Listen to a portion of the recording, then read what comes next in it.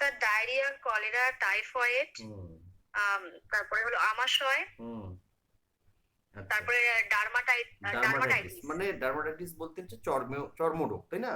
চামড়ার রোগ, চর্মরোগ। হ্যাঁ। হ্যাঁ, আচ্ছা। সরকারের কর্তৃক এই, উচ্চ শিক্ষিতদের জন্য মানে এই কেন্দ্র সরকার যে পরীক্ষাগুলো হয় সেই হুম পরীক্ষার জন্য প্রস্তুত করা, যেমন নিট এগুলো হ্যাঁ, ঠিক। পড়ে। উত্তর কিন্তু হয়েছে, কিন্তু যদি বলি উত্তরের কোয়ালিটি, তাহলে বলবো কোয়ালিটিটা ভালো হয়নি। উত্তরটা কিন্তু তুমি ঠিক বলেছো, কিন্তু কোয়ালিটিটা যেন ভালো ভালো হলো না। মানে একটু ভাষা ভাষা লাগছে উত্তরটা।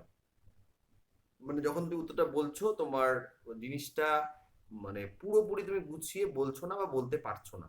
ওটাকে আরো গুছিয়ে বলার চেষ্টা করতে হবে। আমার মনে পড়েছে, এর আগে তুমি একটা ক্লাসে বলেছিলেন হুম যোগ্যশ্রী প্রকল্প। হুম বড় দেখি বলো। হ্যাঁ স্যার, যোগ্যশ্রী প্রকল্প হলো এমন একটি প্রকল্প যার মাধ্যমে যারা পড়াশুনো করে কিছু করতে পারছে না, বা যাদের পড়াশুনো করার মতো পয়সা দিয়ে পড়াশুনো করার মতো পরিস্থিতি নেই, তাদেরকে সরকার সরকার দ্বারা একটি প্রকল্প তৈরি হয়েছে, যার মাধ্যমে ছেলে মেয়েরা হচ্ছে অনলাইন ক্লাসের মাধ্যমে বড় বড় যে পরীক্ষাগুলো আছে, জয়েল, এইসব পরীক্ষার জন্য পড়াশোনা করতে পারে। এবং এর এর এখানে আর কি এসসি এসটি কোনো ক্যাটাগরি ভাগ করা নেই, সবাই এখানে হুম, পড়াশোনা করতে পারে। এবং এই প্রকল্পে পড়াশোনা করে তারা চাকরি অনেকেই করছে, অনেকেই পড়াশোনা করছে। আচ্ছা হলো, কিন্তু একটু তথ্যের এদিক সেদিক হলো, বাট হলো উত্তরটা। কিন্তু তুমি বলতে গেলে তুমি 70% ঠিকঠাক করেই বলেছো, কিন্তু একটু তোমার অনিচ্ছাকৃত একটু ভুলও হয়ে গিয়েছে। হ্যাঁ, আচ্ছা। অ্যাকচুয়ালি পড়িনি তো, এর আগে হ্যাঁ যে আপনি হ্যাঁ হ্যাঁ বলেছিলেন হ্যাঁ, ওইটুকু ঠিক ঠিক, মুখস্থ যেটুকু করেছি। শুনেছো সেটুকুই, তোমার যেটুকু মনে ছিল সেটুকু তুমি বলার চেষ্টা করলে, ঠিক আছে, কোনো ব্যাপার না। আচ্ছা, সীমা বলো একবার শুনি। স্যার, এটি মুখ্যমন্ত্রী মমতা বন্দ্যোপাধ্যায় দ্বারা গৃহীত একটি প্রকল্প, যেটাতে তিনি ধনধান্য স্টেডিয়াম গৃহীত হতেন। আর এগুলো নেটওয়ার্ক খারাপ, তোমার নেটওয়ার্ক খারাপ, নেটওয়ার্ক খারাপ, শোনা যাচ্ছে না। তোমার এটি সার্বিকভাবে সরবরাহ করতে পারে। নেটওয়ার্ক খারাপ, তুমি এয়ারটেলের সিম ইউজ করো না? স্যার বলছি যে শোনা যাচ্ছে? হ্যাঁ স্যার। হ্যাঁ, এয়ারটেলের সিমে এরকম হয়, কখনো কখনো খুব স্লো হয়ে গিয়ে কখনো হট করে ফাস্ট হয়ে যায়, খুব অন্য স্যার ধরনের ঠিক ইস্যু। আছে এবার? এবার তুমি আরেকবার উত্তরটা বলো। হ্যাঁ স্যার, বলছি মুখ্যমন্ত্রী মমতা বন্দ্যোপাধ্যায় দ্বারা গৃহীত এটি একটি প্রকল্প, যেটা ধনধান্য স্টেডিয়ামে তিনি গ্রহণ করেছিলেন।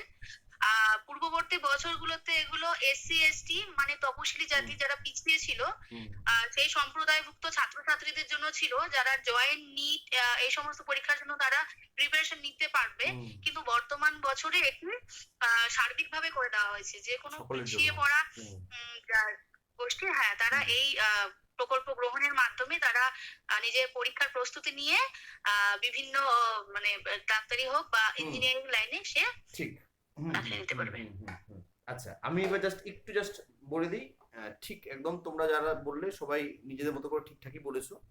আহ, তাহলে যজ্ঞশ্রী প্রকল্পটা হলো মুখ্যমন্ত্রী বন্দ্যোপাধ্যায়ের দ্বারা চালু করা একটি প্রকল্প। একটা শব্দ শুধু মনে রাখবে, যেই প্রকল্পগুলো মানে পশ্চিমবঙ্গ সরকারের, মানে যেই প্রকল্পগুলোর পেছনে শ্রী শব্দটা লাগানো রয়েছে, সেই প্রত্যেকটা প্রকল্প মুখ্যমন্ত্রী মমতা বন্দ্যোপাধ্যায় চালু করেছেন।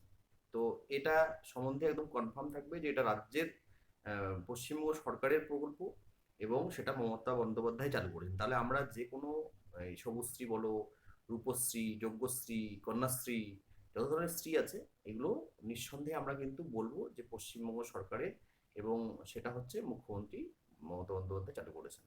এই দুটো লাইন আমরা এখানে কমন হয়ে গেল। এখন এটা প্রকল্পটা কি, এটা হলো আহ, তপশিলি জাতি, উপজাতি, অন্যান্য অনগ্রসর সম্প্রদায় সকলের জন্য একটি চালু করা একটি প্রকল্প, যার মাধ্যমে জয়েন্ট, নিট, এবং এখন রিসেন্টলি আমি দেখলাম আহ, সেখানে এটাও দেখলাম যে ইউপিএসসি পরীক্ষার জন্য, হ্যাঁ, মানে আইএএস আইপিএস, ইউপিএসসি পরীক্ষার জন্য হচ্ছে কোচিং দেওয়া হয়। এবং এটা আবাসিক। আবাসিক কথাটার অর্থ হলো, তোমরা জানো যে রেসিডেন্সিয়াল মানে থেকে, মানে পার্টিকুলারলি ইনস্টিটিউশনের থেকে কোচিং নেওয়ার বন্দোবস্ত রয়েছে, এবং সবটাই হচ্ছে সরকারি আহ, অর্থ সাহায্যে, মানে কোনো রকম পয়সা সেখানে কাউকে ব্যয় করতে হবে না। যারা এই সমস্ত পড়াশোনাগুলোর জন্য পড়াশোনা করছে আর কি, পরীক্ষাগুলোর জন্য পড়াশোনা করছে, তারা তারা হচ্ছে সেখানে রেসিডেন্সিয়াল মানে হস্টেলে থেকে এই পরীক্ষাগুলোর জন্য প্রস্তুতি নিতে পারবে।